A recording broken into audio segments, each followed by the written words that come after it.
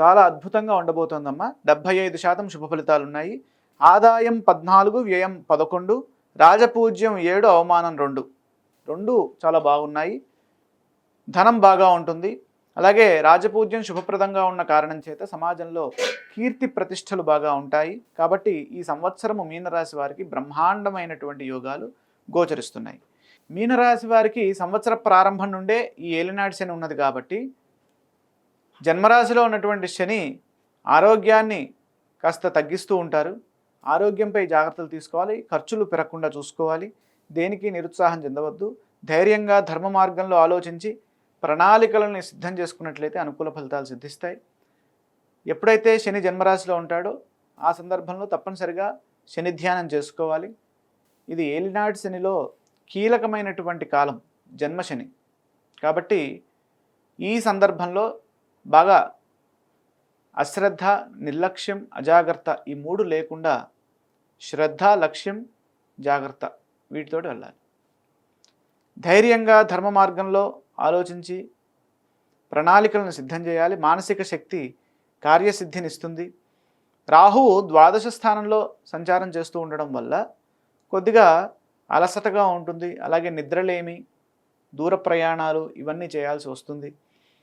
వృధా ఖర్చులు కూడా ఉంటాయి. రాత్రిపూట ప్రయాణాలు తగ్గించుకోవడం మంచిది. అయితే ముఖ్య కార్యక్రమాల్లో భయపడాల్సిన పనేం లేదు. కారణం జూన్ 2 నుంచి గురువు పంచమ స్థానంలోకి వెళ్తారు. మీనరాశి వారికి పంచమంలోకి వెళ్తే విశేషమైనటువంటి కార్యసిద్ధి వస్తుంది. ఉచ్చస్థితిలో గురువు ఉండడం వల్ల మంచి బుద్ధిబలం పెరుగుతుంది. శ్రేయోదాయకమైన భవిష్యత్తు లభిస్తుంది. పలు మార్గాల్లో విజయాలు సొంతమవుతాయి. ఎంత ప్రయత్నం చేస్తే దానికి గొప్ప ఫలితాలు, రెట్టింపు ఫలితాలు సిద్ధిస్తాయి. బుద్ధిబలం విశేషంగా ఉండడం వల్ల ప్రతిభతో పనిచేయడం ద్వారాగా సరైన గుర్తింపు లభిస్తుంది. అలాగే విద్యార్థులకి చాలా సానుకూల ఫలితాలు గోచరిస్తున్నాయి. వివాహ ప్రయత్నాలు ఫలిస్తాయి. సంతాన ప్రయత్నాలు ఫలిస్తాయి. పంచమము సంతాన స్థానం కాబట్టి. ఇక ద్వాదశంలో రాహువు సంవత్సర ప్రారంభంలో యోగించట్లేదు కాబట్టి రాహుధ్యాన శ్లోకాలు చదువుకోవాలి. కానీ డిసెంబర్ నుంచి ఈ రాహువు లాభంలోకి వెళ్తారు. లాభంలో ఏకాదశస్థా సర్వే గ్రహాః శుభఫలప్రదాః. ఏకాదశంలో ఉన్నటువంటి ఏ గ్రహమైనా శుభాన్ని ఇస్తుంది. కాబట్టి రాహువు ఏకాదశంలో మంచి ఫలితాలను ఇస్తారు.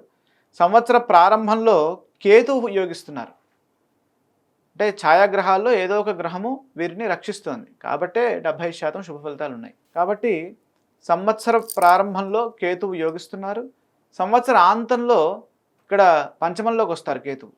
అప్పుడు ఆలోచనలో ఎక్కువగా నెగిటివ్ థాట్స్ రాకుండా చూసుకోవాలి. పంచమం ఆలోచనా స్థానం కాబట్టి కేతువు ఎప్పుడైతే పంచమంలోకి వస్తాడో అప్పుడు నేను చేస్తుంది కరెక్టేనా, లేదా నేను ఈ విధానంలో వెళ్తున్నాను, ఇది సరైనదేనా అనేటటువంటి అనవసరమైనటువంటి ఆ నెగిటివ్ థాట్స్ ఏవైతే ఉంటాయో వాటిని దూరం పెట్టాలి. అలాగే నెగిటివ్ ఆలోచనలు దూరం పెట్టాలి. ఎప్పుడు సకారాత్మకమైనటువంటి ఆలోచనలతో ఆలోచించినట్లయితే మంచి ఫలితాలు సిద్ధిస్తాయి. ఉత్సాహంగా ముందుకు సాగాలి. విజ్ఞానవంతమైనటువంటి విద్య లభిస్తుంది విద్యార్థులకి. కారణం ఏంటంటే గురుబలం బాగుంది.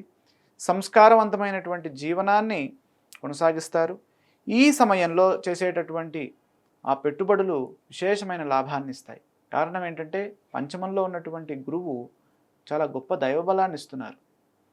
సహజంగా ఎవరికైనా ఏలినాటి శని కానీ, అష్టమ శని కానీ, అర్ధాష్టమ శని కానీ నడుస్తున్నప్పుడు ఖర్చులు అవుతూ ఉంటాయి. అది పెట్టుబడుల రూపంలో కనుక మార్చినట్లయితే అనుకూల ఫలితాలు ఉంటాయి. ఆరోగ్యము, ఆహారపు అలవాట్లపై శ్రద్ధని పెంచాలి.